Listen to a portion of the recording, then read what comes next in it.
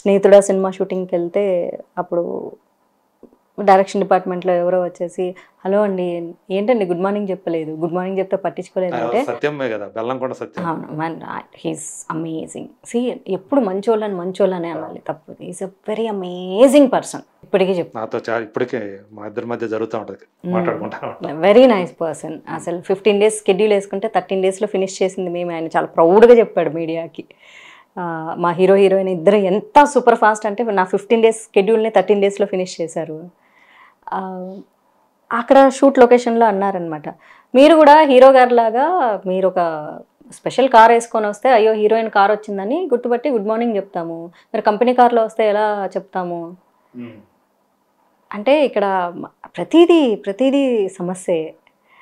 So ఎందుకు cinema ఇండస్ట్రీలో ఉన్న అమ్మాయిలు తప్పనిసరి పరిస్థితుల్లో ఇంకో దారిలోకి వెళ్తారనేది కూడా అర్థమైంది. ఆ లావిష్ లైఫ్ మెయింటైన్ చేస్తే నిన్ను మనిషిగా కూడా గుర్తించరు ఇక్కడ. ఇప్పుడు చెప్తే ఏమంటారంటే మాధవీలత సినిమాలు చేయట్లేదు కాబట్టి ఏమో బోల్డ్ అని కంప్లైంట్స్ చేస్తుంది అనుకుంటారు. కాదు, ఇవన్నీ మనం రిసీవ్ చేసుకున్న హర్టింగ్స్. ఆ మూమెంటు మనసుకి ఇట్లా పెయిన్ ఇట్లా కుచ్చుకొని ఉంటుంది. ఆ పెయిన్లోంచి అవన్నీ గుర్తుపెట్టుకుంటాం మనం. సందర్భం వచ్చినప్పుడు బయటకు వస్తాయి. అప్పటికప్పుడే రావాలని పని ఎగ్జాక్ట్లీ. ఎస్పెషల్లీ సినిమా ఇండస్ట్రీ గురించి ఒక మంచి మాట చెప్పాలి అంటే, దినదిన గండం నూరేళ్ళ ఆయుష్ బతుకు సినిమా ఇండస్ట్రీలో. ఎప్పుడు ఆఫర్ వస్తుందో తెలియదు, ఎప్పుడు పీకేస్తారో తెలియదు. ఉన్నకాడికే 4 రోజులు అందుకనే ఒక నానుడు అంటారు, దీపం ఉండగానే చక్కదిద్దుకోవాలి. ఇక్కడ ఏదన్నా మాట్లాడాలంటే భయం, అవకాశం పోతుంది. ఎవరికి నో అంటే అవకాశం పోతుంది, ఇవ్వరు. దానికి నేనే ఎగ్జాంపుల్. ఇక వేరే వాళ్ళని ఎవరిని చూపించక్కర్లేదు. సో అందుకే నేను వేరే అమ్మాయిల కంటే బీ స్మార్ట్ అని చెప్తాను అంతే. I don't tell anything, be smart. That కూడా మీరు ఉన్నప్పుడే మీరు అంటే గమనించారా, అంటే తెలుగు అమ్మాయిల కంటే వేరే భాషల అమ్మాయిలు అయితే వాళ్ళు కంఫర్ట్గా ఉంటుంది, వాళ్ళ దగ్గర నుంచి కంప్లైంట్స్ తక్కువ ఉంటాయి. తెలుగు అమ్మాయిలు అయితే కంప్లైంట్స్ ఎక్కువ ఉంటాయి, గబక్కన బయటికి వెళ్ళిపోతారు, చెప్పేస్తారు. అదే బయట వాడిని తీసుకుంటే ఆ ఇబ్బందులు తక్కువ ఉంటాయి అనేది ఉండేదా మీరున్నప్పుడు? ఇన్ని రోజులు యాక్చువల్లీ అదే నిజం అనుకున్నాను, కానీ డీప్గా అనాలిసిస్ చేసి కొంతమంది నాకు సినిమా ఇండస్ట్రీలో ఇప్పటికీ ఫ్రెండ్స్ ఉంటారు కదా, though they are top directors, వాళ్ళు అసలు నిజం బయటికి చెప్పేస్తారు. యాక్చువల్లీ బయట మీడియాకి చెప్పేది అట్లా చెప్తారు, తెలుగు అమ్మాయిలు కంఫర్ట్గా ఉండరు, తెలుగు అమ్మాయిలు కంప్లైంట్లు చెప్తారు. కాదు, యాక్చువల్లీ చెప్పాలంటే అమ్మాయి ఈజ్ అమ్మాయి అంతే. ఒక్కసారి మనం అంటే ఓపెన్గా మాట్లాడుకోవాలంటే, ఒకసారి ఒక అమ్మాయి క్లోజ్ అయిపోయిన తర్వాత వాడిని చీ అంటది, తూ అంటది. నీ పొజిషన్ అంత అమ్మాయికి పని ఉండదు, కానీ పడతాడు. ఆ డైరెక్టర్ అని చూడరు, ప్రొడ్యూసర్ అని చూడరు. ఎందుకంటే నా ఫ్రెండ్సే డైరెక్షన్ చేసిన వాళ్ళు ఉన్నారు, నా ఫ్రెండ్సే ప్రొడ్యూసింగ్ చేసిన వాళ్ళు ఉన్నారు. అఫ్కోర్స్ నాకు ఆఫర్ ఇవ్వరు, ఎందుకంటే వాళ్ళు డైరెక్టర్స్ ప్రొడ్యూసర్స్ కాబట్టి. అక్కడ friend is a friend, but ఆ ఫ్రెండ్కి ఆఫర్ ఇవ్వరు వాళ్ళు చాలా క్లియర్గా చెప్తారు, మాకు మార్కెట్ ఇంపార్టెంట్. నేను కూడా ఎప్పుడు నేను అడగలేదు కదా, ఎందుకు ఊరికే చెప్పుకుంటున్నా అంటే చెప్పాలి కదా, ఫీల్ అవుతాం. నేనేం ఫీల్ అవ్వను, మీరు సినిమాలు తీసుకోండి.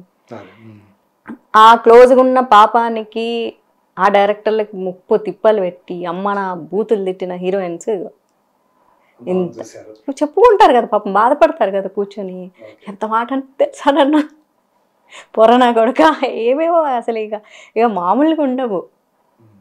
కానీ అవుట్ సైడ్ సినిమా మార్కెట్ కోసము ఇవన్నీ ఇప్పుడు ఇది కనుక ఎవరన్నా విన్నారనుకో డైరెక్టర్ ప్రొడ్యూసర్, నిజమే చెప్తుంది, మాధవికి అన్నీ తెలుసు, ఇండస్ట్రీలో ఉండడం వల్ల అన్నీ తెలుసు. అబ్బా ఇదే ప్రాబ్లం, పెద్ద ప్రాబ్లం ఈ పిల్లతో, అంతా పబ్లిక్కి చెప్పేస్తుంది. అందుకే ఈ పిల్లకి అసలు ఏం చెప్పకూడదు, ఈ పిల్ల దగ్గర ఏం కనిపించకూడదు అనుకుంటారు. ప్రొడ్యూసర్లను కూడా అదే ఏరా అంటారు, ఓరే అంటారు, అది అంటారు, అన్నీ అనేసేస్తారు. ఒక మగాడు ఒక అమ్మాయిని నువ్వు ఒక ఫేవర్ చేయనప్పుడు అమ్మాయి ఫేవర్ చేసిన తర్వాత నువ్వు బానిసమే అమ్మాయికి. కానీ పబ్లిక్ మార్కెట్కి నువ్వు సినిమా ఇస్తున్నావు, నీ కోఆపరేట్ చేస్తున్నావు కాబట్టి నువ్వు సినిమా ఇస్తున్నావు, డబ్బులు ఇస్తున్నావు అంతే. బయట జనాలు కింద కామెంట్ చేసే వాళ్ళ గురించి ఇక అయిపోయింది.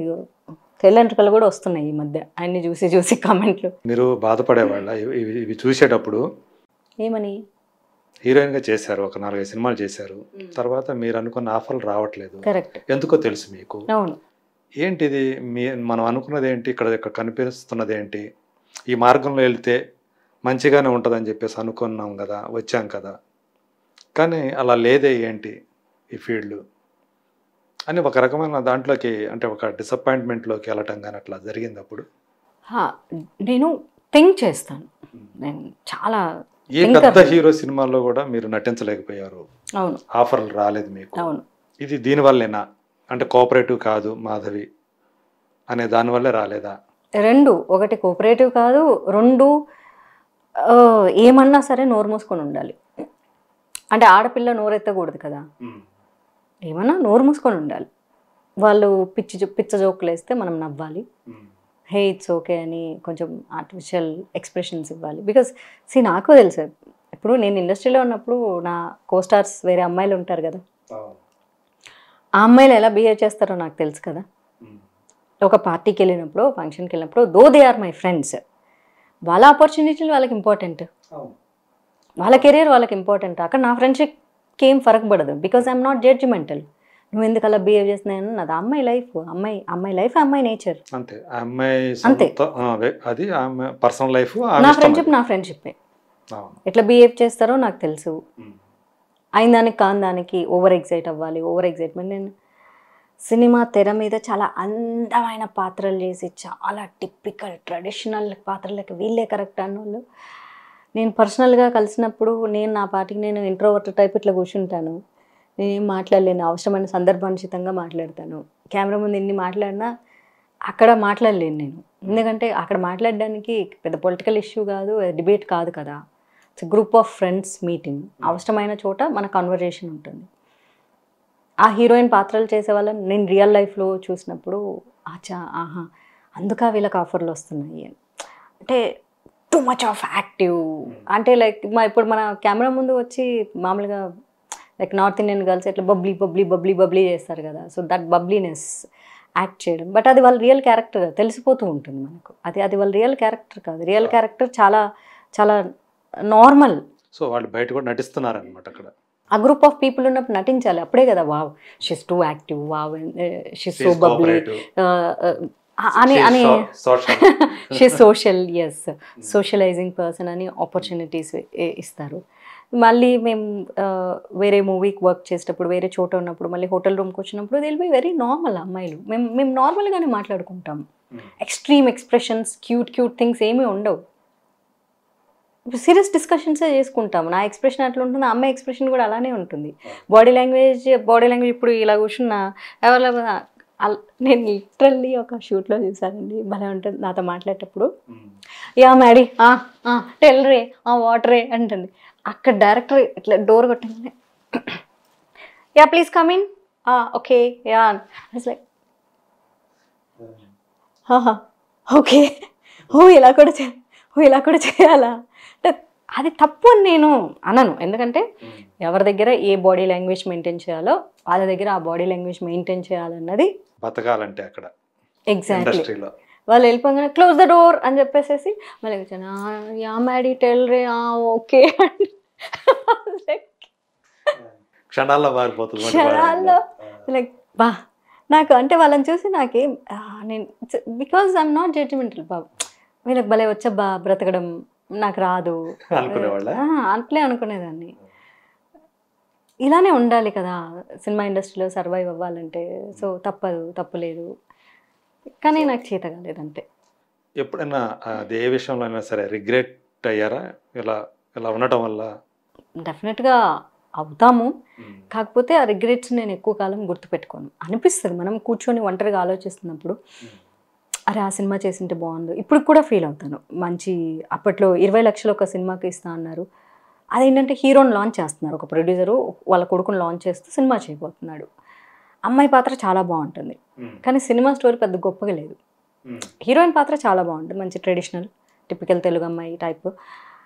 సినిమా చేస్తే ఏమొస్తుంది అంటే డబ్బులు వస్తాయి, సినిమా ఫట్ అవుతుంది. అంటే అప్పుడు నా తెలివితేటలు ఎలా ఉన్నాయంటే చెప్తాను. ఇక్కడ 100, అందుకే నేను ఎప్పుడు కూడా స్టేట్మెంట్ ఇవ్వలేదు 100% సినిమా ఇండస్ట్రీ ఇదే తప్పు అని.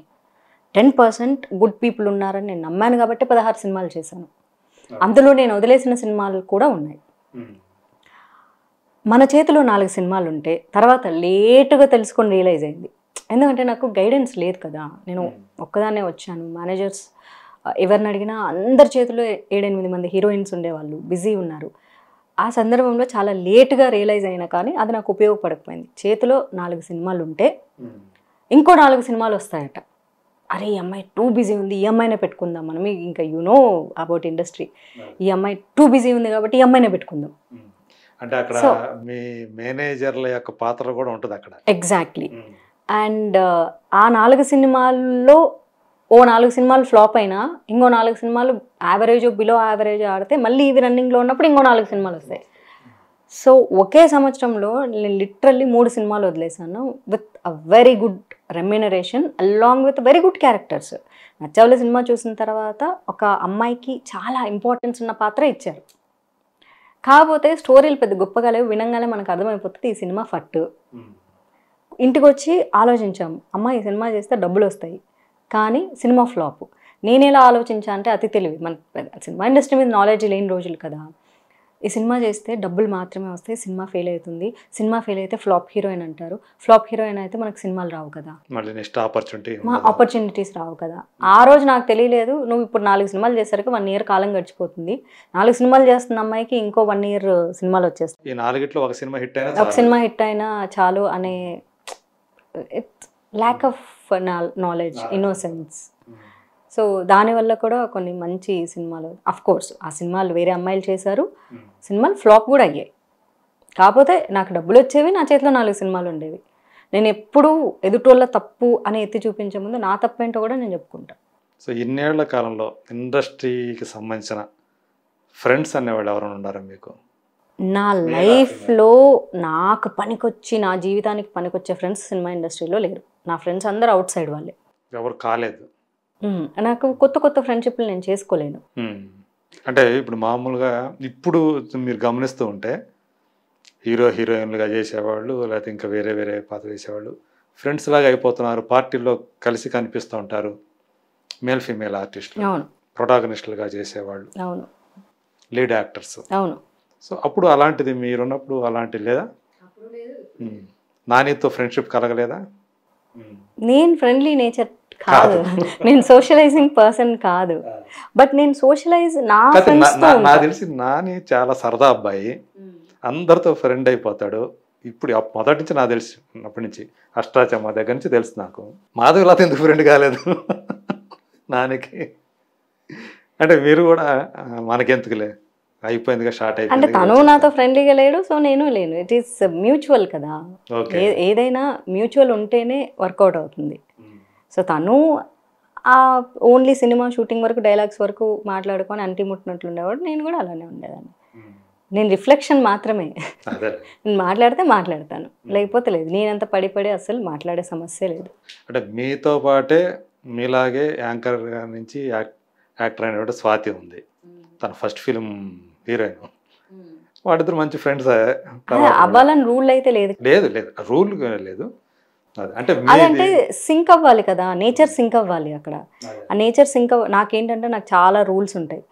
చాలా ఆనెస్ట్గా ఉండాలి, అస్సలు మంచిగా మాట్లాడాలి, ఆడపిల్లలకి చాలా రెస్పెక్ట్ ఇవ్వాలి. అండ్ ఇట్లాంటి కొన్ని పనికిమాలిన క్వాలిటీస్ చాలా ఉంటాయి. ఈ పనికిమాలిన క్వాలిటీస్ ఉండేవాళ్ళు సమాజంలో చాలా మంది ఉంటారు. నీతి, నిజాయితీ, తొక్క, తోటకూరు, మంచితనం, అబ్బా అసలు ఇంకా మనం పాజిటివ్ తప్ప నెగిటివ్ అస్సలు మాట్లాడకూడదు, మన ఫ్రెండ్స్ ఎదుగుతుంటే మనం ఆనందపడ, ఇట్లాంటి కొన్ని పనికిమాలిన క్వాలిటీస్ సమాజంలో, ప్రస్తుత సమాజంలో పనికిరాని క్వాలిటీస్తో కొంతమంది ఉంటారు. వాళ్ళందరూ నా ఫ్రెండ్సే ఉన్నారు ఇప్పుడు. వాళ్ళందరితో నేను చాలా కంఫర్ట్గా ఉంటాం, ఎందుకంటే మేము ఎప్పుడు వర్త్ఫుల్ పాజిటివ్ టాక్సే మాట్లాడతాం. కానీ మంచిగా మాట్లాడుకుంటాం, కూర్చుంటే వాళ్ళు నవ్వుకుంటాం, జోకులు వేసుకుంటాం, నేను మాట్లాడాలని కొట్టుకుంటాం చిన్నపిల్లలాగా. సో అంటే ఆ వేవ్ లెంత్ సెట్ అవుతేనే ఫ్రెండ్షిప్ కుదురుతుంది. సినిమా ఇండస్ట్రీలో ఎవరన్నా మిమ్మల్ని హర్ట్ చేశారా? వీళ్ళే అంటే మీ పక్కన హీరోలుగా చేసిన వాళ్ళు చేస్తారు కదా, డెఫినెట్గా చేస్తారు కదా. ఎన్నిసార్లు ఎన్ని సినిమాలకి అయ్యారు అట్లా? చేసింది 16 సినిమాలు. అవును, అదే 2 సినిమాలకి 2 సినిమాలు బాగా హర్ట్ అయ్యారు. బాగా హర్ట్ అంటే అదే ఆ మనసుని కుచ్చే మాటలు మాట్లాడతారు. అంటే నేను రిచ్ కాదని, నాకు కారు లేదని, నాకు బ్రాండెడ్ పర్ఫ్యూమ్స్ నా దగ్గర లేవని వీళ్ళే మాట్లాడతారా? అయ్యో అసలు ఎలా ఉంటుందంటే మన సొసైటీ మనకు తెలుసండి, మన క్లోజ్ సర్కిల్. ఇప్పుడు లైక్ నేను సోషల్ మీడియాలో చిన్న చిన్న రీల్స్ చేసి పెడితే జనాలు ఎందుకు అంత కనెక్ట్ అవుతున్నారంటే వాళ్ళ పర్సనల్ లైఫ్లో జరుగుతుంటాయి. మన ఫ్రెండ్సే ఇట్లా గ్రూప్ ఆఫ్ ఫ్రెండ్స్ ఉంటారు, కానీ మనల్నే పాయింట్అవుట్ చేస్తారు. అంటే ఇప్పుడు ఫర్ ఎగ్జాంపుల్ ఇప్పుడు నేను క్యాజువల్గా కూర్చున్నాను అనుకో, ఇది పొట్టిది అని అన్నారు అనుకో, అది మరి నన్ను పర్సనల్గా నన్ను గుచ్చినట్లే కదా. ఇప్పుడు మన ఫ్రెండ్ ఉంటాడు, వాడి పొట్ట చూడరు ఎంత అసహ్యంగా ఉందో అని ఇంతమంది ముందు అంటే ఆ వ్యక్తిని అన్నట్లే కదా. ఇలాంటి మాటలు నాకు పెద్ద పెద్ద బ్రాండ్స్ తెలియదని, ఆ బ్రాండెడ్ పర్ఫ్యూమ్స్ లేవని, ఆ బ్రాండెడ్ తెలియదా నీకు, వాడవా నువ్వు, ఎలా బతుకుతున్నావు నువ్వు, చాలా ఈజీగా ఫ్లోలో అనేస్తారు. వాళ్ళకు అది అన్నట్లు వాళ్ళకి అనిపించదు. నువ్వు చాలా చాలా అతిగా ఆలోచిస్తున్నావు అని కూడా అన్నారు చెప్తే. టూ మచ్ అతిగా ఆలోచిస్తున్నావు, అంత సీన్ లేదు అలా, నీకు తెలియదేమో తెలుసుకో ఇలా కూడా అన్నారు. బ్రాండ్స్ తెలియకపోవడం కూడా అమ్మో నాకు ఇప్పటికీ గుర్తున్నాయి. ఎందుకంటే మనసును గాయం చేసిన ప్రతి మాట నేను గుర్తుపెట్టుకుంటాను. కావాలని పెట్టుకోను, గుర్తుంటాయి, ఏం చేయలేము. ఆ సందర్భాలు గుర్తుంటే ఆ మనుషులు గుర్తుంటారు, అందరూ గుర్తుంటారు. సో మొత్తం అంటే సినిమా మీద, సినిమా ఇండస్ట్రీ మీద ఇప్పుడు మీకున్నటువంటి ఒపీనియన్ ఏంటి? అంటే ఇప్పుడు మామూలుగా ఇప్పటికీ రెడీగా ఉన్నారా మీరు? ఆఫర్లు వస్తే, సినిమా అవకాశాలు ఇస్తే? చేశానని చెప్తున్నాను కదండి మొన్న కూడా. అవును, అంటే కథానాయికగానే చేయాలా అలా రూల్ ఏం లేదు. అయ్యో నేను అసలు ఎప్పుడు అట్లాంటి రూల్ పెట్టుకోలేదు. చిన్నప్పటి నుంచి ఆశ హీరోయిన్ అవ్వాలని, అయ్యాను హీరోయిన్, ఐఎమ్ హ్యాపీ. సో వయసుతో పాటు అవి కూడా మనకు తెలుసు కాబట్టి నేను నా నచ్చవల సినిమా అప్పుడే చెప్పాను మీరు ఎలాంటి పాత్రలు చేస్తారు. ఆ తర్వాత కూడా నేను నా స్నేహితుడ తర్వాత నేను సూపర్ గుడ్ ఫిలింలో నేను గెస్ట్ క్యారెక్టర్ చేశాను. చేసింది గెస్ట్ క్యారెక్టర్ చేశాను. నా మూడో సినిమానే నేను చేసింది గెస్ట్ రోల్. ఆ పాత్ర బాగుంటే చేస్తాము. పాత్ర చాలా బాగుండింది, చేశాను అంతే, సింపుల్. మంచి డబ్బులు ఇచ్చారు అడిగినంత. అదే కదా కావాల్సింది. రోల్ మనకి ఇబ్బందులు ఏం లేవు. రోల్ బాగుంది, 3 days రోల్ అమ్మా చేయమన్నారు. రోల్ చాలా బాగుంది, భలే ఉంది క్యారెక్టర్ అని చెప్పేసాను. ఒక మంచి విలేజ్ లుక్ గర్ల్ లాగా చాలా బాగుంది, చేశాను. చాలా. సో మీరు అంటే మీ పనికి తగ్గ ప్రతిఫలం పొందారా మనీ రూపంలో? అది తెలుగు అమ్మాయి అంటే పాపం ఇప్పటికి కూడా తెలుగు అమ్మాయిల కష్టాలు. యూట్యూబ్లో పుణ్యమా అని చెప్పేసి డిజిటల్ ఛానల్స్ వల్ల చాలామంది తెలుగు అమ్మాయిల కష్టాలు చెప్పుకుంటున్నారు. ఎక్కడ నుంచో తీసుకొస్తారు, వాళ్ళకి మాత్రం పర్ డే 50,000, 1 lakh ఇస్తారు. ఇక్కడ తెలుగు అమ్మాయిలకి పర్ డే 10,000 ఇవ్వడానికి అసలు ఎంత పాపం, ఎంత ఇబ్బంది పెడతారు అంటే అంతే. కేవలం వాళ్ళకొక్కడికే కాదు, వాళ్ళతో పాటు 3-4 వస్తారు. అయ్యో నాకు అసలు అయితే 2018-19లో ఒక 3 సినిమాలు ఆఫర్ చేశారు. పర్ డే 10,000 ఇస్తామండి, ప్లీజ్ చేయండి అని అడిగారు.